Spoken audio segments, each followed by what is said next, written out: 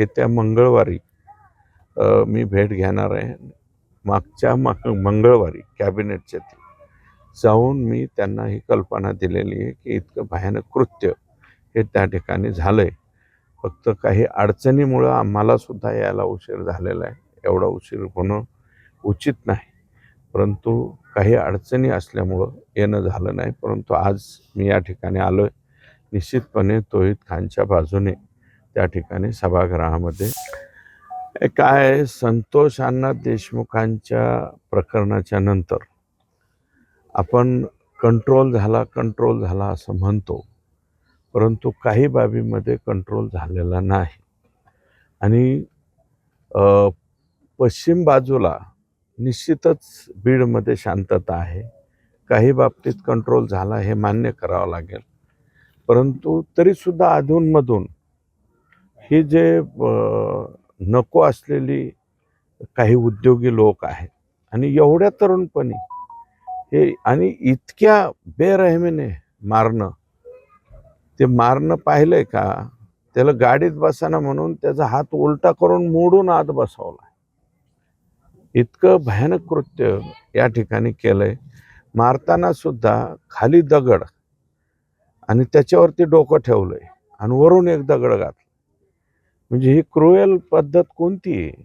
म्हणजे किती क्रूर पद्धतीने हे एखाद्या सामान्य माणसाला मारू शकतात याचं हे मूर्तिमंत उदाहरण तौहीदच्या रूपानं या ठिकाणी पाहायला मिळालेलं. या संदर्भात तुम्ही मुख्यमंत्र्यांची भेट घेणार आहे? 100% येत्या मंगळवारी मी भेट घेणार आहे.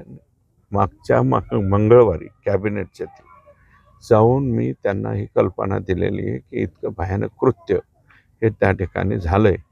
फक्त काही अडचणीमुळं आम्हाला सुद्धा यायला उशीर झालेला आहे. एवढा उशीर होणं उचित नाही, परंतु काही अडचणी असल्यामुळं येणं झालं नाही. परंतु आज मी या ठिकाणी आलो आहे. निश्चितपणे तौहीद खानच्या बाजूने त्या ठिकाणी सभागृहामध्ये आवाज उठवला जाईल. कारण एखाद्याला जीवनातून संपवून टाकणंही मान्य, पण इतक्या बेकार पद्धतीने हे मान्यच होऊ शकतं. कॉल रेकॉर्डिंगमुळे अण्णा जिल्ह्यामध्ये सामाजिक सलोखा बिघडला आहे. आपण काय आव्हान करणार? आता ते कॉल रेकॉर्डिंगच्या बाबतीत सुद्धा मला असं कळाल्याच्या नंतर मी आता याचे जे इन्व्हेस्टिगेशन ऑफिसर आहेत शिंदे साहेब त्यांच्याशी निश्चितच बोलेल. त्याच्यातले काही वाक्य फार ऑब्जेक्शनेबल आहेत.